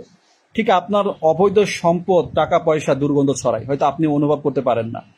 আপনার নোংরা মন দুর্গন্ধ ছড়ায়, হয়তো আপনি বুঝতে পারেন না। সুদ ঘুষের দ্বারা আছেন, নামাজ পড়েন, 5 ওয়াক্ত সালাত আদায় করবেন জামাতের সহিত, রাতে গভীর রাতে তাহাজ্জুদ পড়বেন, তওবা সিজদায় পড়ে তওবা করবেন যে আল্লাহ আমি তো ভুল করে ফেলেছি, আমি তো মানুষ, আমি ইবলিসের ওয়াসওয়াসায় পড়ে, শয়তানের ওয়াসওয়াসায় পড়ে আমি নানান ধরনের, আমি আমার নিজেকে জুলুম করেছি, অত্যাচার করেছি। আল্লাহর কাছে চোখের পানি ফেলে দিয়ে তওবা করবেন। আপনি আল্লাহর কাছে ক্ষমা চাইবেন, ওয়াদা করবেন, আর কখনো অবৈধ টাকা, ঘুষ, সুদ উপার্জন গ্রহণ করবেন না। ব্যবসা করবেন হালাল ভাবে, যাই কিছু করেন না কেন, চাকরি যাই কিছু করেন না কেন, আল্লাহ সুবহানাহু ওয়া তাআলা আপনাকে হিদায়াতের পথ দেখাবে এবং 5 ওয়াক্ত সালাত শুদ্ধ হয়ে সুদ আদায় করবেন। ওইখান থেকে আপনি আল্লাহ তাআলার আদেশ মেনে চলবেন, রাসূল সাল্লাল্লাহু আলাইহি ওয়াসাল্লাম আদর্শ গ্রহণ করবেন, পূর্বের সমস্ত গুনাহ আল্লাহ সুবহানাহু ওয়া তাআলা আপনাকে পরিপূর্ণ নেকিতে পরিপূর্ণ করে দিবেন। সুবহানাল্লাহ বিহামদিহি। এর থেকে আর কি সমাধান চান, আর কি জানতে চান বলেন? এর থেকে আর কোনো সঠিক পথ আমার জানা নেই, এটাই পথ। সূরা ফুরকানের ৭০ নম্বর আয়াত আল্লাহ সুবহানাহু ওয়া তাআলা জানিয়েছেন, ডকুমেন্ট আল্লাহ তাআলা জানিয়েছে কোরআনুল কারিমে, যদি কেউ আমার পথে ফিরে আসো তাহলে তোমাদের পূর্বের সমস্ত গুনাহকে আমি কি নেকিতে পরিপূর্ণ করে দেব। আল্লাহ তাআলা কি আল্লাহ তাআলা বান্দাদের উদ্দেশ্যে বলেছেন। সুবহানাল্লাহ। সুতরাং আপনাকে সেভাবে পরিবর্তন হতে হবে। শুধু মুখে একদিন 2 দিন 5 দিন আবার বাদ দিলেন আবার না, এমন কোনো সুযোগ নেই। শুধু কবরের ভয় বা আযাব সম্পর্কে অনুভব করবেন, জাহান্নামে কঠিন শাস্তি সম্পর্কে অনুভব করবেন, একটা বারুদ দিয়ে আগুন জ্বালিয়ে হাতে কাজ করবেন। সবাই অনুভব হয় কি এত যন্ত্রণা হয়। তার মানে ওই 70 গুণ আগুন কিয়ামতের মাঠে 69 কত কঠিন হবে জাহান্নামের আগুন, কবরে আযাব। এটা মনে করবেন যে আমি এটুকু আগুন ব্যথা সহ্য করতে পারতেছি না। আল্লাহর ভয় নিয়ে আসতে হবে অন্তরের ভিতরে। আল্লাহ তো সব দেখেন, আল্লাহ সব দেখেন, সব শোনেন, সব বোঝেন, সব অনুভব করেন। এগুলো চিন্তা করে আল্লাহর পথে ফিরে আসেন। আর যে সম্পদগুলো আছে এগুলো একটু একটু করে সৎকা করে দেন, আপনি নিষ্পাপ হয়ে যাবেন প্রিয় ভাই। এখানে এই দুনিয়া আমাদের জন্য না, মুমিনের জন্য দুনিয়াটা জেলখানা, আর বেঈমানদার কাফিরের জন্য এটা হচ্ছে জান্নাত। জান্নাত ইমানদারের জন্য আল্লাহ সুবহানাহু ওয়া তাআলা জান্নাতুল ফিরদাউস জান্নাত সাজিয়ে রেখেছেন, যেখানে কোনো মৃত্যু নেই। এই বিষয়ে আলোচনা করেছি, আগামী দিনও করবো ইনশাআল্লাহ। জান্নাতীদের কোনো মৃত্যু হবে না, তারা চিরস্থায়ী, তাদের যৌবন ধরে রাখবে। সেদিন তার স্ত্রী থাকবে, হুরের জান্নাত, নারী পুরুষ উভয় হুর হবে। কি নেই জান্নাতে, কি নেই তা পৃথিবীর কোনো মানুষ কোনো চোখ আজ পর্যন্ত দেখতে পারেনি, অনুভব করতে পারে না। ওই দিনে চিন্তা করলাম, ওই দিনে তো আমি সফল। আল্লাহ তাআলা বলেছেন যাকে জাহান্নাম থেকে দূরে সরিয়ে জান্নাতে প্রবেশ করানো সেই সফল হবে। চূড়ান্ত সফল তাকেই বল। দুনিয়াতে সফলতা বলে কিছুই নেই প্রিয় ভাই। এখানে ধোঁকা দিচ্ছে মানুষ, ইবলিস ধোঁকা দিচ্ছে মানুষের ভিতরে প্রবেশ করে। নারী, টাকা, সম্পদ, আপনার পদ পদবি, আপনি পদোন্নতি, অনেকে পদোন্নতি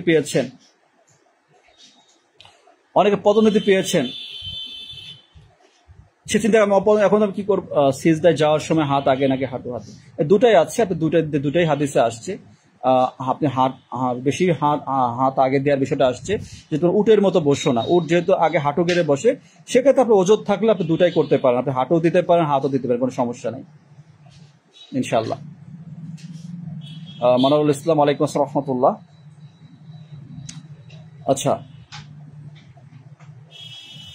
এক কমেন্ট বারবার করছেন, আপনাকে আমি চিনি না, আসসালামু আলাইকুম, আপনার চিনি না, এটা বারবার হচ্ছে কেন? তো যাই হোক, আমি আর আলোচনা বেশি করবো না, আপনি অনেকটা সময় দিয়েছেন। আসলে আমার টার্গেট ছিল 10টার ভিতরে শেষ করে দিব। একটু লং টাইম আলোচনা করেছি, যেটা বলা যতটুকু বোঝানোর আল্লাহ ক্ষমতা দিয়েছেন ততটুকু বলার চেষ্টা করেছি। ভুল ত্রুটি ক্ষমা দৃষ্টি দেখবেন। হক কথা, সত্য কথা বলবো আপনার আল্লাহর পক্ষ থেকে। এখানে কোনো দল, রাজনীতি, কোনো রকমের কোনো ভেদাভেদ আমার কাছে, এখানে যারা দিনের আলোচনা করি, এখানে সত্য কথা বললে কিসের ভয়? এই জন্য বলি যে আপনারা যদি কোনো কিছুতে কোনো ত্রুটি থাকে আমাকে জানাবেন, বলবেন, সত্যকে মেনে নেবেন, তর্ক করবেন না। সত্যকে না মেনে তর্ক করবেন না। অমক বলেছে, তমক বলেছে, দলিল দেখাবেন যে এটা আসলে রেফারেন্স। আমার ভুল হলে আপনি দলিল দিয়ে আমাকে দেখাবেন যে আপনারটা ভুল হচ্ছে, তা আমি মেনে নিব অবশ্যই। কিন্তু মন গড়া কোনো কথা বলা কোনো দিনের ভিতরে নেই। এটা রাসূল সাল্লাল্লাহু আলাইহি ওয়াসাল্লাম স্পষ্ট জানিয়ে দিয়েছেন যে কোনো মন গড়া কথা যে বলবে, আমার নামে যে মিথ্যা কথা বলবে, তার অবস্থা হবে জাহান্নামে। তো জান্নাতের জীবন, সফল জীবন, যদি আপনি জান্নাতে যেতে চান তাহলে এই কথাগুলোকে জীবনে গ্রহণ করে তওবা করে আল্লাহর পথে ফিরে আসেন। আল্লাহ তাআলা পবিত্রকে পছন্দ করেন। হালাল জীবন ছাড়া কোনো কিছুই আল্লাহ তাআলার কাছে গ্রহণযোগ্য হবে না। আল্লাহ তাআলার কাছে সেই বান্দা অধিক উত্তম যে আল্লাহর আদেশ নির্দেশ মেনে চলে, গোপনে আল্লাহ তাআলাকে ভয় করে। রাসূল সাল্লাল্লাহু আলাইহি ওয়াসাল্লাম সুন্নাহ আদর্শ আমাদের জীবনে একমাত্র আদর্শ। একমাত্র শিক্ষা যদি নিতে চান, কুরআনুল কারীম থেকে শিক্ষা নেবেন, প্রকৃত জ্ঞান এবং হাদিস। রাসূল সাল্লাল্লাহু আলাইহি ওয়াসাল্লাম রেখে যা হাদিস, সেটা কুরআন হচ্ছে হাদিস, হাদিস হচ্ছে কুরআন।